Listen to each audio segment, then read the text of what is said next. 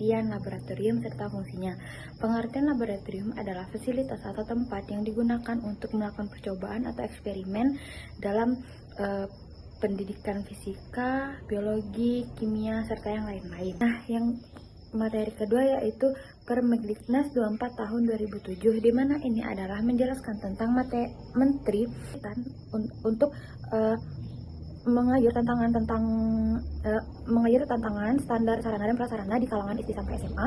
Nah, peraturan ini diterapkan untuk meningkatkan proses pembelajaran dan meningkatkan kriteria menetapkan kriteria minimum pada sarana dan prasarana. Materi ketiga yaitu Permendiknas 26 tahun 2008 yang menjelaskan tentang peraturan menteri untuk mengatur standar tenaga pada administrasi di sekolah, di mana ada struktur organisasi di laboratorium, yaitu ada kepala labor, laboran, dan teknisi laboran, di mana dalam ketiga tersebut tadi mempunyai tugas tersendiri. Yang pertama, kepala laboratorium yaitu untuk mengawasi atau melihat apa yang akan dilakukan oleh praktikan pada saat di labor tersebut, serta pada laboran itu ya dalam melakukan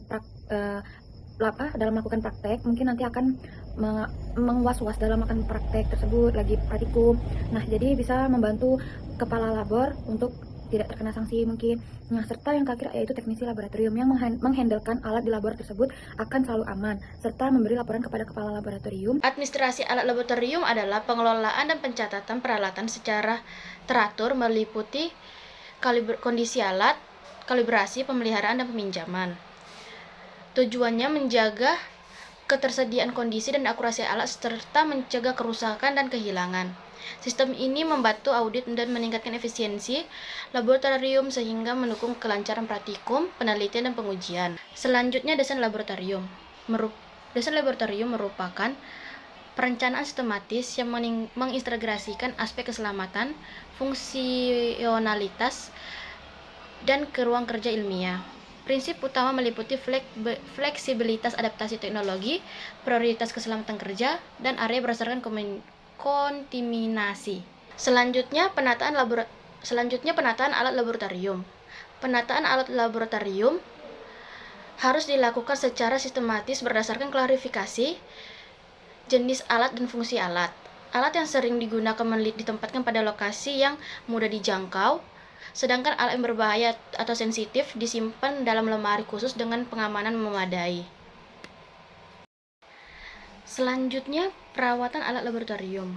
Perawatan alat laboratorium merupakan kegiatan sehari-hari yang sangat penting untuk menjaga kinerja optimal peralatan dan akurasi hasil pengukuran. Kegiatan ini melibatkan pemeliharaan, pemeriksaan, dan perbaikan peralatan secara sistematis agar dapat berfungsi dengan baik dan memiliki umur pakai yang panjang. Yang saya dapat dari pertemuan 9 yaitu tentang SOP, di mana setiap penggunaan laboratorium wajib memakai jas, masker, serta sarung tangan demi keselamatan, periksa peralatan dan bahan praktikum, dan mengikuti instruksi kerja dan hindari kegiatan di luar arahan, yang dimana buang limbah sesuai ketentuan dan menjaga kebersihan, serta mematuhi SOP, keselamatan, dan ketertiban laboratorium. Dan pertemuan 10 yaitu keselamatan kerja lab, yang dimana keselamatan kerja lab sangat penting untuk melindungi diri dan lingkungan. Setiap pengguna wajib memakai alat perlindungan diri, memahami simbol bahaya, dan mengikuti prosedur kerja, di mana hindari bercanda atau makan dan minum di dalam lab. Jika terjadi kecelakaan, segera laporkan dan melakukan pertolongan pertama dengan disiplin dan hati-hati. Risiko bahaya dapat ditekan dan laboratorium tetap aman. Pertemuan 11 itu tentang pengelolaan lab, di mana lab sering menghadapi masalah seperti alat rusak, bahan-bahan kurang, dan kurangnya kepatuhan praktikan terhadap SOP. Selain itu, adapun penataan ruang dan penyimpanan bahan kimia yang rusak sehingga meningkatkan risiko kecelakaan. Sebagai solusi, perlu inventaris, pelatihan keselamatan, dan kepatuhan SOP secara disiplin, dan juga menyediakan P3K di dalam lab.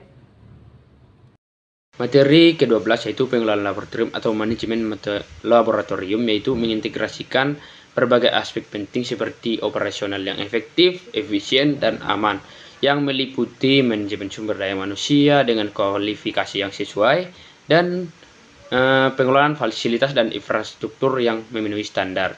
Kemudian untuk materi yang ke-13 yaitu pengelolaan limbah adalah serangkaian kegiatan yang bertujuan menangani limbah supaya tidak mencemar lingkungan dan tidak membahayai manusia. Berdasarkan Limbah dapat dibedakan menjadi 3, yaitu limbah kimia, limbah organik, dan limbah anorganik. Kemudian untuk materi ke-14 yaitu program kerja laboratorium, yaitu program kerja adalah dokumen strategis yang memuat rencana dari laboratorium dengan tujuan mengembangkan laboratorium dengan jangka pendek atau jangka panjang dengan analisis SWOT yang mengidentifikasi seperti strength, weakness, opportunities, dan lain-lain.